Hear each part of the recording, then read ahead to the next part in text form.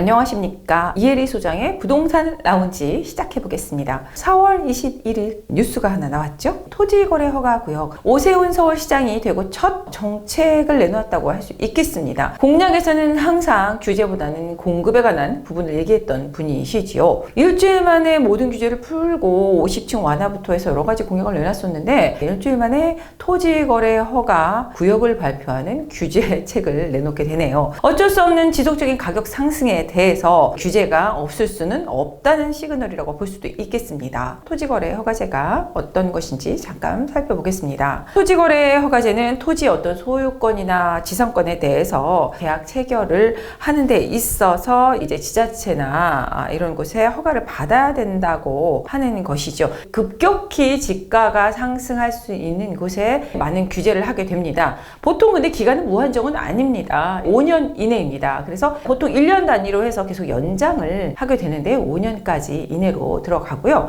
그리고 이 안에 보면은 면적도 제한이 있습니다. 거주지는 180제곱미터 이내인데요. 그 안에서도 10%에서 300%까지의 또 범위를 정할 수 있기 때문에 18제곱미터 정도부터 최소한 정한다고 할 수 있겠습니다. 이는 평수로 하면은 지금 5.45평 정도 됩니다. 그러면 5.45평 밑으로는 적용이 안 된다라고 이렇게 보시면 되고 그 이후부터 된다. 보통 대지 지분이 5.46평 이하면은 한 투룸 정도의 빌라 정도는 적용을 받지 않는다라는 것도 한편으로 알아두시면 좋을 것 같습니다. 특히 상업지 같은 경우에는 범위가 조금 더 넓어지는데요. 20제곱미터까지거든요. 대지 지분 6.06평 이하는 적용을 피해 갈 수도 있다. 우리가 토지거래 허가 구역에서는 실거주로 가야 한다는 얘기죠. 실거주자 이외에는 어떤 투자나 투기를 방지하겠다 라는 뜻인데요. 반대로 그 이상 되는 것들은 지자체에 소명서를 다 제출을 하고요. 했을 때 이제 허가를 받아야지 실거주를 하는 것인가. 그리고 주택이 있으면 안 되고 뭐 이런 용도들이 있습니다. 이를 위반했을 때는 2년 이하의 징역과 함께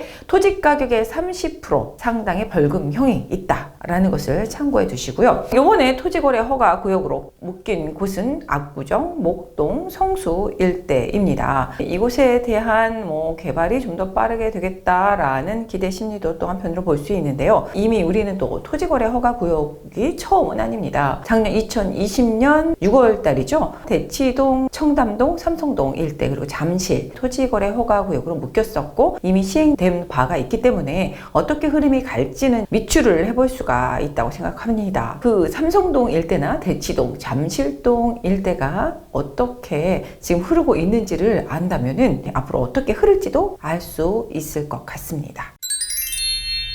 그러면은 어느 지역이 정확히 됐는지 좀 더 자세히 한번 살펴볼게요. 압구정동 지구는 24개 단지가 들어가게 됐고요. 그 다음에 여의도 지구는 지금 16개 단지가 들어갑니다. 그리고 목동 택지개발사업지구는 14개 단지 이렇게 총 다 하면 54개 지구가 들어갔다고 할 수 있겠고요. 마지막으로 성수 전략정비 구역이 지정되었습니다. 이곳은 면적으로 들어가죠. 아파트 단지들이 있는 곳이 아니기 때문에 4.57km 제곱미터가 들어갑니다. 네, 이렇게 해서 지금 구역 지정이 되었고요. 2020년 6월 21일부터 2021년 6월 22일까지 지정이 됐기 때문에 한 달 조금 더 남았나요? 그래서 용산이 더 짧게 남았죠. 용산은 5월 말이면 끝나갑니다. 용산도 당연히 연장이 되겠죠. 그래서 연장이 된다고 이미 전제를 하고 보면 될 텐데요. 대치동의 대표적인 대장 아파트인 음마 아파트 한번 살펴보고요.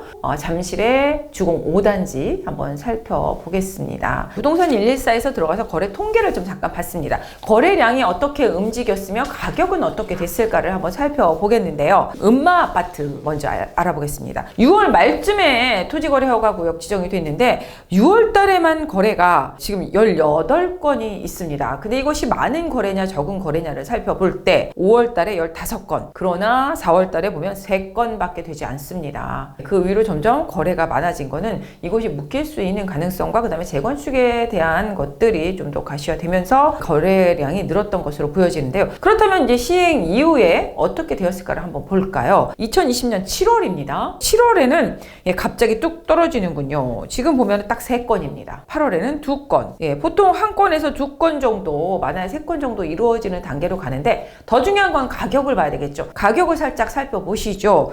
네, 20억입니다. 10억 20억대 찾아볼 수 없습니다. 19억도 없었습니다. 20억대로 올라섰네요. 세 건 모두가 지금 20억에서 20억 5천입니다. 그렇다면 8월달 두 건으로 줄거든요. 그러면은 가격은 어떻게 됐을까요? 21억, 22억 2천 찍었습니다. 네, 가격 갈수록 건수, 거래량은 줄었지만 상승하고 있다는 뜻인데요. 그리고 11월 달 갑자기 9억 6천이 하나 나타납니다. 하지만 이게 거래가가 상승이 멈추고 하락했느냐라고 보아야 할까요? 네, 그 다음을 보면은 이게 하락한 것이 아니었습니다. 2020년 12월에 보면은 3건이 들어 있습니다. 3건이 있는데 거래가 보면은 지금 30평대인데요. 19억 5천짜리가 하나 있기는 해서 하락했나 했더니 그게 아니라 지금 20억 다시 21억으로 뛰었습니다. 2021년 1월이 됐을 때 다시 한번 더 보시죠. 21억 7천 까지 찍었습니다. 그렇다면 그 밑에 있었던 19억대의 두 건은 증여라고 볼 수가 있겠죠. 증여로 간 것이지 가격 하락이 아니었다는 거죠. 2021년 3월까지가 찍혀 있는데요. 나와 있습니다. 지금 22억 4천까지 나와 있는 상태입니다. 이렇게 계속해서 거래량은 줄었지만 가격은 계속해서 상승을 하고 있다는 겁니다. 토지거래 허가제로 묶였기 때문에 거의 실거주 위주라고 보는데요. 실수요자들이 계속 높은 가격으로 갱신해서 사들이고 있다라는 것이죠. 그렇다면 잠실주공 5단지는 어떨까요? 잠실주공 5단지도 거의 비슷한 양상을 보이는 것을 알 수가 있었습니다. 지금 2020년 6월이죠. 여기도 지금 20건입니다. 그러면은 5월 달에는 어땠을까요? 2020년 5월 달에는 지금 5건밖에 되지 않다가 갑자기 6월 달에 20건, 4배의 거래량이 기록했습니다. 그러면서 이미 시작된 2020년 7월을 한번 살펴볼 필요가 있습니다. 4건으로 다시 줄었습니다. 이렇게 봤을 때 가격을 우리가 또 살펴봐야겠지요. 20건일 때에는 지금 최하 19억부터 해서 21억 2,300까지 찍었습니다. 그러면 2020년 7월은 얼마에 매수를 했을까요? 21억부터 해서 21억 1,300이 최하입니다. 그리고 23억까지 찍었네요. 지금 21억까지 갔던 6월 달에 거래해서 7월에는 23억 실수요자입니다. 그리고 2020년 8월 그리고 10월 해서 22억 23억을 계속 찍습니다. 그리고 2020년 12월에 한번 살짝 18억이 있으나 이거는 안 봐도 알 수 있는 증여이겠죠. 2021년 2월에는 24억까지 갑니다. 24억 3,300 최고가를 갱신하는 것이죠. 그럼 가장 최근에 가격은 어떻게 될까요? 2021년 3월에 실거래가가 찍혔습니다. 이것은 24억 3,300이 지금 최고가를 갱신하고 있다는 거. 이것은 참고로 지금 토지거래 허가제 기간 안의 거래입니다. 무엇을 알 수 있을까요? 거래량은 실수요자 위주로 급감을 했습니다만 계속 최고가를 찍고 있다는 거. 이것은 기대 심리를 반영했다고 볼 수 있겠죠.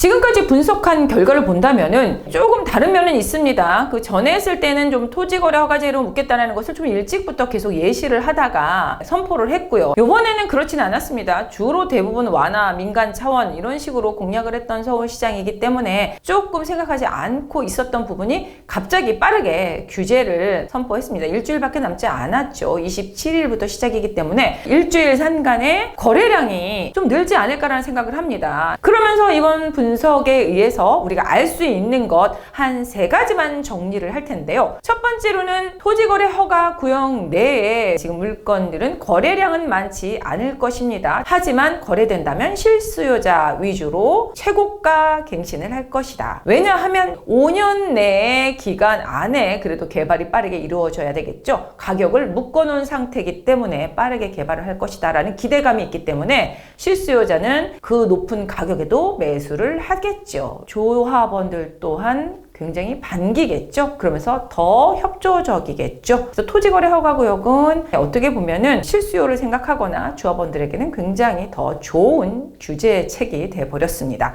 그리고 두 번째로는 풍선 효과를 또 우리가 생각하지 않을 수가 없습니다. 재건축이 이루어지는 곳이 이곳만 있는 것은 아니겠죠. 나머지 곳들도 연안이 된 곳들이 많습니다. 또 크게는 위로 가면 노원 상계 지역 같은 곳도 되어 가는데 이곳은 아직 묶이지 않았습니다. 그렇다면 그곳에 대한 풍선 효과가 이루어질 수 있고요. 그리고 그 인근을 한번 살펴볼 필요가 있습니다. 지금 목동의 대단지 인근을 살펴볼 때는 비슷하게 재건축이 일어나는 곳이 마포, 성산, 시형 같은 경우인데 거기도 대단지죠. 그곳은 아직 묶이지 않았어요. 가격 상승과 거래량이 이루어질 수 있다라고 볼 수 있겠고요. 또 하나는 목동 인근에 보면 뉴타운 지역들이 있습니다. 신정 뉴타운 뭐 이런 곳들인데요. 이런 곳들의 재개발에도 발빠르게 투자자들이 몰릴 수가 있겠죠. 성수도 마찬가지죠. 성수도 지구 내에 들어있진 않지만 그 인근이 또 상승을 할 수밖에 없겠고요. 그리고 또 하나 여의도도 마찬가지입니다. 여의도 인근은 또 어디가 있을까요? 신길이 있습니다. 신길 뉴타운 지역이죠. 재개발 지역들이라든가 재건축 지역들에 대해서도